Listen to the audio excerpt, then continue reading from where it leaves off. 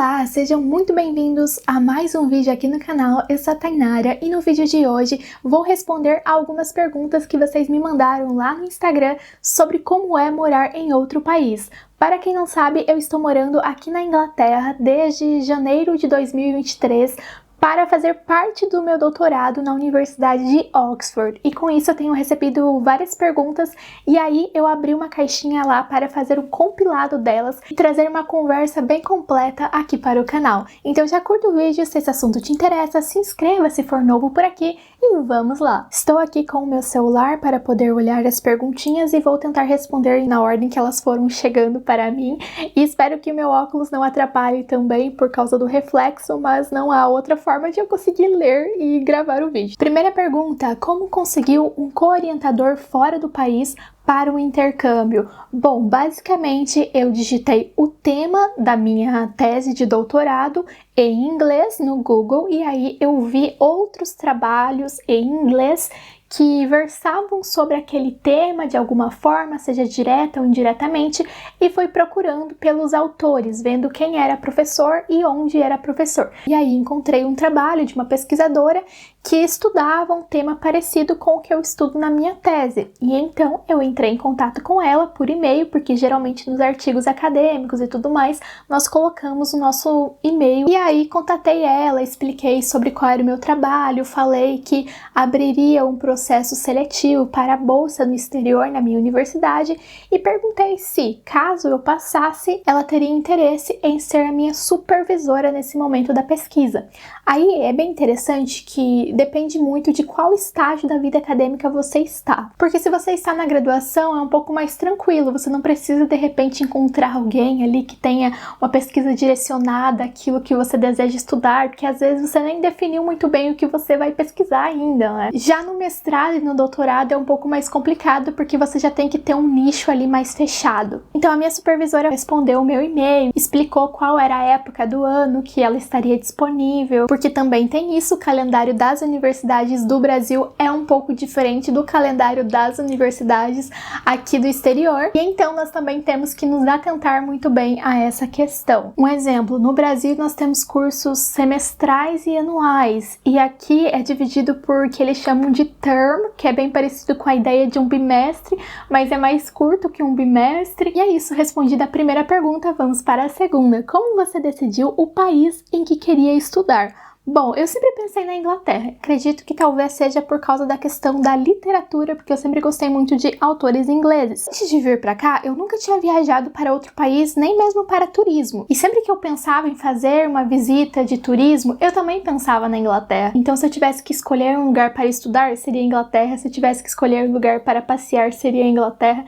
Sempre foi a Inglaterra ali no top 1. Depois da literatura, também pela questão da língua, porque eu sou fluente em inglês, então eu saberia que eu conseguiria me virar aqui. Mas então foi isso, eu escolhi a Inglaterra por causa da literatura, por causa da língua, porque também consegui encontrar uma supervisora aqui, então tudo aí deu certo. E eu não pensava também em ir para um país que falasse língua portuguesa, tipo Portugal, porque já é a minha língua, então eu queria também me desafiar de tentar viver em um país que falasse outra língua. E, bem, não daria para eu ir para um país que tivesse uma língua que eu não falasse, porque as aulas geralmente são ministradas na língua do país. Então a Inglaterra me parece a melhor opção de todos os aspectos. Próxima pergunta: como você compara a universidade pública do Brasil com as universidades de fora? Bom, primeiramente eu acho que é interessante pontuar, porque por mais que muitas pessoas saibam, nem todo mundo sabe, que as universidades como Oxford, onde eu estudo, Harvard, Yale, Cambridge, entre outras, elas não são universidades públicas, elas são universidades privadas. Inclusive a anuidade é surreal, é realmente bem caro. Eu já tive a oportunidade de perguntar para algumas pessoas que estudam aqui em Oxford quanto elas pagam. Nós temos a ideia de que as universidades super renomadas como Oxford são públicas Porque no Brasil, as nossas melhores universidades são públicas. Quando a gente pensa numa educação assim de alta qualidade, um vestibular super concorrido, a primeira coisa que nos vem à mente são universidades públicas do Brasil, principalmente as federais, eu diria. Só que aqui fora não é bem assim. Aqui fora, na verdade, é o contrário do que é no Brasil. Mas comparando as universidades, sem pensar na questão pública, privada, eu diria que uma coisa que eu percebo aqui fora, pensando mesmo assim de forma geral, sabe? É que aqui na Inglaterra os alunos eles são muito mais autônomos, então aqui se dá uma ênfase muito maior para a pesquisa, para o aluno estudar sozinho, então o professor faz mais esse papel de mediação, de direcionamento, não fica ali cobrando leitura, cobrando tarefa, cobrando atividade do aluno. Se o professor passou, o aluno sabe que tem que fazer e ele vai fazer. Então no Brasil a gente tem muito isso, o professor chegar na sala e perguntar: quem lê o texto? E aí uns 4, 5 gatos pingados levantam a mão lá. E aqui não tem isso, o professor nem pergunta, porque ele tem certeza que os alunos leram, e se os alunos não leram, simplesmente eles vão se ferrar e é isso. Eu acho que no Brasil a gente ainda passa muito a mão na cabeça dos alunos, sabe? Enfim, é a nossa cultura, é o nosso jeito, mas isso não é muito legal, na minha opinião. Um exemplo que ilustra muito bem isso que eu estou pontuando e também deixa um pouco mais claro para vocês é que aqui as aulas, então, elas são separadas por terms. Então, cada term, ele tem 8 semanas de aula. 8 semanas de aula e depois mais ou menos um mês e uma semana de férias. E essas férias, digamos assim, não são bem férias, porque os alunos, eles têm que estudar nesse tempo, só que eles estudam sozinhos, eles revisam o conteúdo, eles fazem as tarefas que foram deixadas. Então, as aulas aqui que os professores dão, elas são bem parecidas com palestras, sabe? Palestras mesmo. O professor vai lá e tem 200 alunos, eu tenho uma colega que faz matemática e ela diz que na sala dela tem 200 alunos. Ou seja, não dá uma abertura ali para o aluno ficar fazendo perguntas, às vezes muitas perguntas bestas que mais interrompem a aula do que são realmente para tirar dúvidas, ou então quando aquele aluno faz aquela pergunta que não é bem uma pergunta, ele só quer mostrar que ele sabe. Claro, há um momento para você tirar a sua dúvida, mas são dúvidas muito pontuais.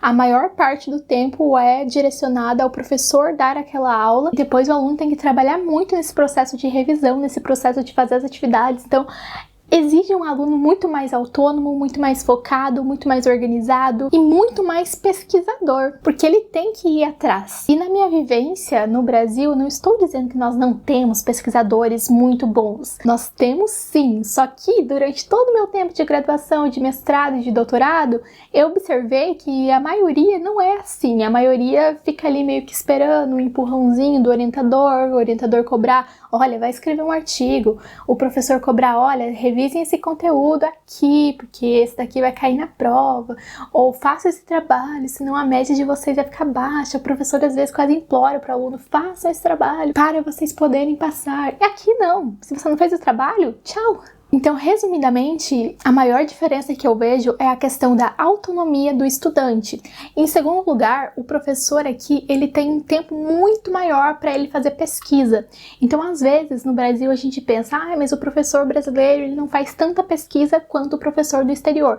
Mas como que ele vai fazer tanta pesquisa quanto o professor do exterior se ele tem que dar 1 milhão de aulas? E aí, quando que ele vai fazer essa pesquisa? Geralmente ele faz a pesquisa no tempo livre dele, que ele deveria estar curtindo a vida e não trabalhando. E ele trabalha no seu tempo livre porque ele tem 1 milhão de aulas. E aqui não. Aqui o professor, ele tem menos aulas, e aí nesse tempo que ele não está dando aula, os alunos continuam estudando, revisando conteúdo, fazendo trabalhos, indo à biblioteca e tudo mais, estudos em grupo. E o professor está fazendo trabalho de pesquisa. Porque isso é um problema sério no Brasil, que o professor não tem tempo suficiente para fazer o seu trabalho de pesquisa. O professor universitário ainda tem um tempo maior, mas o professor de escola, gente, ele não tem tempo para ser pesquisador, ele mal tem tempo para preparar a aula.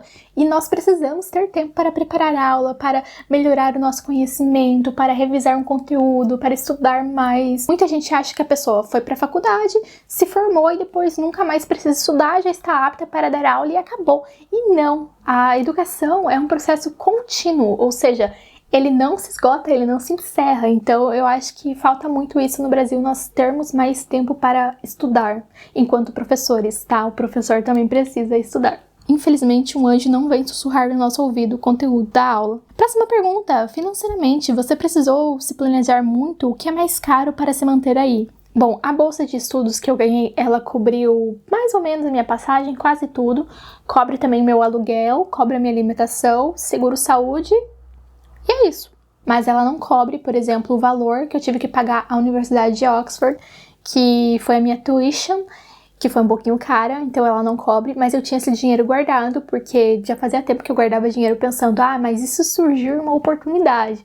Também foi assim quando eu comecei a estudar inglês. Vou começar a estudar inglês aqui, porque vai que surge uma oportunidade. Quando eu fiz também testes de proficiência da língua inglesa, eu também fazia e pensava, vou fazer aqui porque vai que surge uma oportunidade. Então eu sempre fui pensando, em algum momento vai surgir e eu tenho que estar preparada.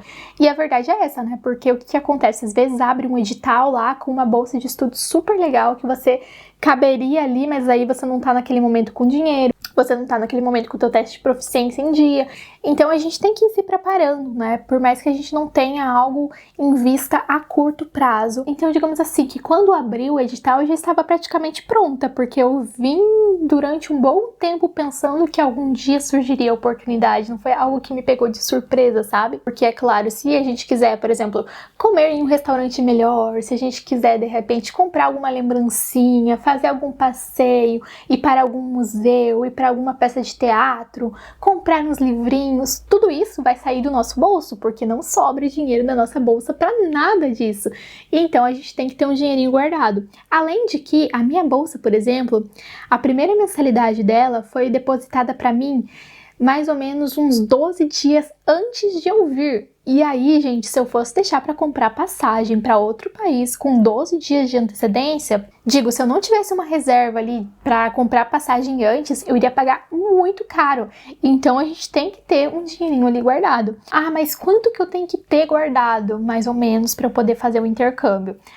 Mesmo que eu tenha uma bolsa, eu diria que seria interessante você guardar o dinheiro da passagem. Então vai lá, digita no Google o país no qual você pretende fazer o teu intercâmbio, vê quanto que é a passagem e tenta guardar um dinheiro que seja equivalente ao valor daquela passagem. E aí procura quanto é o custo de vida mensal nessa cidade, quanto que é o aluguel e tenha pelo menos guardado o suficiente para se manter ali por um mês. Até porque muitas bolsas de estudo, a minha ainda tive sorte, que eles me deram um pouquinho de dinheiro antes de eu vir, mas muitas bolsas de estudo só dão a primeira parte quando o aluno já chega no país destino, e aí eu sei que é muito complicado para muita gente, então é legal ter essa reserva aí para um mês, se mantendo na cidade, considerando aí dentro dessa reserva de um mês o aluguel e a alimentação, pelo menos, e também diria então que ter o dinheiro da passagem, essa seria a minha dica. E a segunda parte da pergunta, o que é mais caro para se manter aí? Bom, eu acho que a coisa mais cara, com certeza, é o aluguel, que é extremamente caro. O aluguel, assim, é surreal.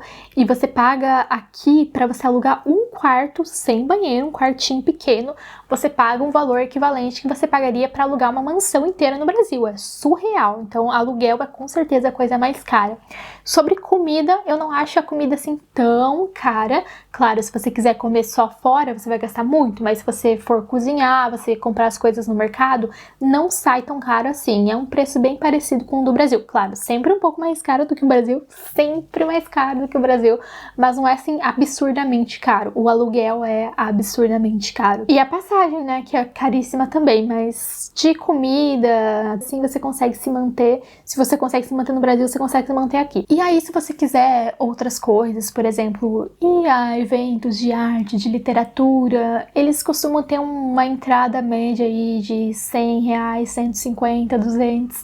Então também é um dinheirinho que é bom você guardar caso você tenha esse interesse cultural, artístico, de vivenciar essas coisas, porque se a gente já está em outro país, a gente tem que aproveitar essa experiência cultural, ainda mais se elas vão agregar para a nossa formação. Então, por exemplo, eu que sou da área de letras, para mim é incrível poder ir a várias bibliotecas, poder assistir de repente a uma peça de teatro, poder visitar um museu de algum escritor importante.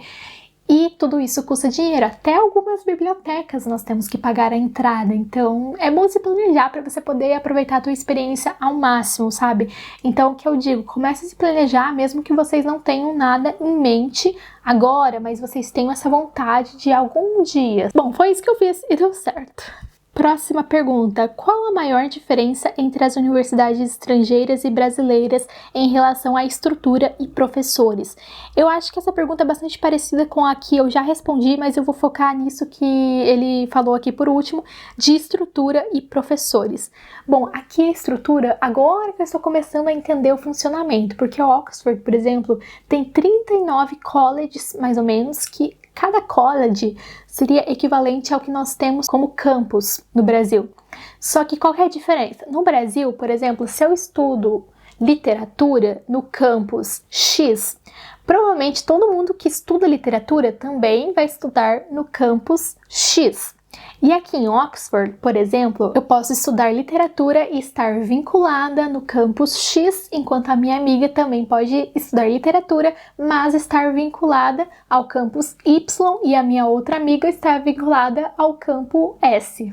Da onde que eu tirei S aqui nesse contexto, mas tudo bem. Porque aqui os colleges, por mais que eles tenham lá suas salas de aula, suas salas de evento, eles também abrigam alunos no sentido de o aluno morar no college durante o período de aulas e também no sentido de o aluno poder se alimentar ali no refeitório, café da manhã, almoço, janta, e também o aluno ter aquela convivência de repente ter algum evento ali naquele college. E não se enganem, porque você também tem que pagar para morar no college. Então você paga ali a tua anuidade na faculdade, você paga ali para morar na faculdade, você paga para se alimentar na faculdade. Só que se você não for aluno, você não tem acesso a nada disso. Então é como se, sendo aluno, você tivesse esse privilégio de pagar para ter acesso àquilo. Digamos que é isso. E outra coisa que uma amiga contou para mim que eu fiquei bastante chocada é que assim, por exemplo, você tem o período de aulas, que são aquelas 8 semanas que eu contei pra vocês lá no início do vídeo, e aí tem esse um mês e uma semana aí que parece umas férias, mas não são bem férias, porque você tem que estudar nesse período. E aí, nesse período que não há aulas, eles simplesmente mandam os alunos saírem. Se você quiser ficar no campus, você tem que pagar uma taxa a mais para você ficar e você tem que dar uma justificativa de por que você quer ficar ali. Por que eles mandam os alunos embora? Para eles poderem alugar aquele quarto para turistas, porque muitos turistas que vêm a Oxford querem ter a experiência de ficar em um college. E a diária no college é caríssima e há momentos específicos do ano que eles abrem e as vagas são extremamente limitadas e você só pode ficar ali durante um tempo, porque os colleges eles são voltados realmente aos alunos. Então o college aqui em Oxford é muito mais para uma questão de organização, de abrigo dos alunos, e eu demorei um pouco a entender isso. Então, em relação à estrutura, eu diria que eu achei isso muito diferente, e eu também achei muito legal a ideia de você poder morar na universidade. Eu acho que facilita muito a nossa vida. Seria muito legal se no Brasil nós tivéssemos isso. Eu sei que algumas universidades do Brasil têm casas universitárias, mas as que eu conheço, pelo menos, não são assim dentro da universidade, sabe? Enfim, se bem que quando eu estudava na Universidade Estadual do Centro-Oeste, em Guarapuava, no Paraná, eu morava tão perto da universidade que eu levava 3 minutos para chegar na minha sala de aula. Então essa é a vantagem de estudar em cidade pequena. Eu gostava muito de estudar lá em cidade pequena, porque tudo é mais perto, tudo é mais fácil. Aí se você estuda em uma cidade muito grande, você não consegue se locomover muito bem direito. E essa também é uma das razões que me faz preferir Oxford a Londres 1 milhão de vezes, que é a questão da locomoção. Londres é muito cheia, é tudo muito longe, tudo você gasta muito tempo. E Oxford tem uma vida mais universitária, mais tranquila, você consegue fazer as coisas a pé. Então eu gosto mais aqui. Em relação aos professores, eu diria que os professores aqui, eles têm uma relação bem mais distante com os alunos. Os professores aqui, eles têm um tempo maior para eles pesquisarem, eles têm um tempo maior para investir ali na sua própria formação. Os professores da universidade que costumam ser bem mais velhos também, porque é muito difícil você conseguir ser professor universitário aqui. Então, por exemplo, no Brasil, antes de vir para cá, eu trabalhava como professora universitária, trabalhei já em 2 universidades. E eu tenho 25 anos e quando eu comecei a trabalhar na universidade como professora, já professora da graduação, do ensino superior, né, eu tinha 24 anos. Aqui em Oxford, quando eu contei para alguns conhecidos que eu comecei a trabalhar dando aula na universidade com 24 anos, nossa, eles acharam assim uma coisa surreal, quase que impossível. Perguntaram assim para ter certeza se eles tinham entendido bem o que eu tinha dito, porque era assim extremamente difícil, diferente para eles. Porque no Brasil é difícil também, né? Não é algo fácil. Só que aqui em Oxford é algo quase impossível, porque você tem que ter um currículo muito extenso e as vagas são extremamente concorridas. E, enfim, é outra coisa. Então eu diria também que a questão da carreira aqui, ela é um pouco mais difícil de ser construída, porque no Brasil a gente reclama muito de desigualdade, a gente tem muita desigualdade, mas há uma possibilidade de você conseguir acessar a universidade, conseguir uma bolsa, e fazendo ali mais com calma, mais no seu tempo, trabalhando ali de dia sofrido e talvez conseguindo fazer uns cursos à noite, e aos poucos construindo o teu currículo para você conseguir ser um professor universitário e tal. Mas aqui eu tenho a sensação de que para quem não veio de família rica, para quem não tem como se manter ali nos estudos, não tem como você trabalhar aqui, sabe? E estudar ao mesmo tempo é quase impossível. As palestras, as aulas são nos horários mais improváveis possíveis. Já tive aula assim que era meio-dia, pra gente é muito estranho no Brasil, né? Mas aqui é bem comum. Então não tem como. E aí se você não tem dinheiro, você não consegue construir a tua carreira. Então eu diria que no Brasil, em questão de acesso à educação, talvez nós estejamos aí na frente, hein? Próxima pergunta. O ambiente novo exerce influência na rotina de estudos? Claro, com certeza. Eu sempre achei isso e eu nunca tive dúvidas disso, sabe?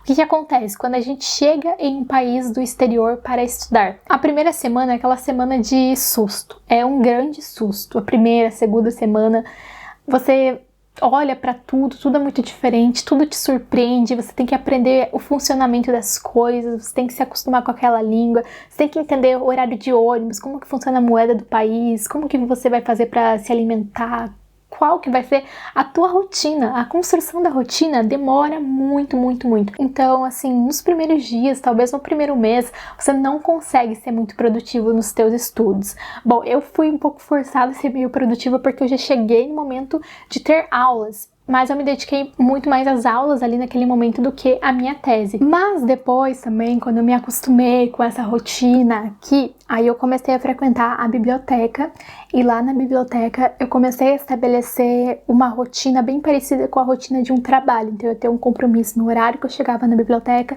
do horário que eu saía e parar de estudar tanto em casa, porque aí a tua casa acabava sendo aquele local de estudo, de trabalho e ao mesmo tempo de descanso, e em alguns momentos os papéis se confundiam, a tua cabeça ficava confusa, você ficava sobrecarregado. Então eu tentei fazer essa diferenciação por meio de uma observação que eu fiz de como os alunos funcionam, de como eles trabalham, de quais são as rotinas deles aqui. Vi que a maioria fazia dessa forma e parecia funcionar muito bem, então eu tentei implementar aí na minha vida e tem dado certo. E aí eu acho que o ambiente de estudos na biblioteca funciona muito mais pra mim do que estudar em casa, no sentido de ser mais produtivo em menos tempo, sabe? Então eu percebi isso. Mas é claro que às vezes eu ainda estudo em casa, porque estudar em casa tem as suas vantagens. Você pode estudar ali tomando um tererê, que eu gosto muito, consegui encontrar um tererê aqui na Inglaterra, nem acredito. Tomando um cafezinho de manhã, escrevendo alguma coisinha, escutando uma musiquinha de vez em quando, ouvindo um videozinho, fazendo alguma coisa. Então tem as suas vantagens, dando pausas, indo comer algum negócio, indo arrumar alguma coisa. Então tem as suas vantagens também. Mas é isso, eu acho que o ambiente influencia muito e eu acho que nós temos que testar os ambientes mais diversos para podermos ver ali quais ambientes são mais produtivos, mais frutíferos para nós. De vez em quando eu gosto muito também de ir a algum café, fazer uma leitura, escrever alguma coisa à mão nos cafés. Eu não gosto muito de levar meu computador lá, não sei por que exatamente, mas eu gosto muito de levar um caderno, um livro e fazer isso, uma leitura, escrever ali uma resenha de um livro, alguns apontamentos da minha leitura. É algo que eu curto bastante. Próxima pergunta. Teve dificuldade para se aproximar dos colegas de classe? Eles foram receptivos? Eles foram muito receptivos comigo. Sempre que eu tive dúvidas, eu perguntei para eles responderam da melhor forma possível. Me deram dicas sobre a cidade, sobre o funcionamento da universidade, várias coisas. Se algum dia eu tinha alguma dúvida sobre algum vocabulário, alguma pronúncia, também sempre perguntava, sempre me ajudaram. Mas, apesar da recepção ser ótima, nós não se tornamos muito próximos, não de sair assim com os colegas, colegas, passear. Isso não, porque aqui realmente as pessoas são mais cada uma na sua, sabe? Não é uma questão de, não saímos porque não nos gostamos. Não, a gente se deu super bem, mas é cada um na sua, cada um ali muito focado na sua pesquisa, porque Oxford é uma cidade muito universitária, então cada pessoa que vem aqui vem para estudar. Então é isso, né? A gente tem que se acostumar com esses aspectos culturais que são muito diferentes do Brasil, né? No Brasil, se a gente gosta de um colega da universidade, nós viramos melhores amigos, nós fazemos tudo juntos, vamos ao mercado juntos, vamos à festa juntos, vamos a cafés, a restaurantes juntos.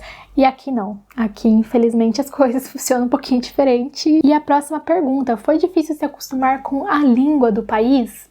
Olha, foi um pouco difícil, porque por mais que eu soubesse falar inglês, aqui eu não tive problema nenhum assim, com a leitura, com a escrita em inglês, não, foi tudo tranquilo. Mas foi um pouco complicado até acostumar os meus ouvidos com a pronúncia, o jeito que eles falam, porque no Brasil nós temos um contato muito forte com o inglês norte-americano. E aí, quando nós chegamos aqui, nós nos deparamos com o inglês que é falado muito diferente, a pronúncia é extremamente diferente, e além da questão da pronúncia, da voz, da tonicidade, de tudo isso relacionado ao som, também há uma grande diferença de vocabulários. Então, há várias palavrinhas que a gente aprende no Brasil de uma forma e aqui, na verdade, são de outra. Inclusive, eu já gravei um vídeo sobre isso, vou deixar o link ali para vocês nos comentários de palavras que no inglês britânico são diferentes. Mas são muitas coisas, sabe? Então, no início é realmente complicado, depois você vai se acostumando e tem uma impressão de que quando você se acostuma, você tem que ir embora. Isso é triste. Bom, pessoal, essa foi uma longa conversa, espero que vocês tenham gostado do vídeo. Para quem chegou aqui até o fim, comenta aí alguma coisa para saber se tivemos ouvintes até esse momento, porque eu acho que eu falei demais. E caso vocês tenham alguma dúvida, além das coisas que eu já respondi aqui, vocês podem sempre deixar ali nos comentários, que eu sempre respondo todas as dúvidas de vocês. E é isso, tchau e até a próxima!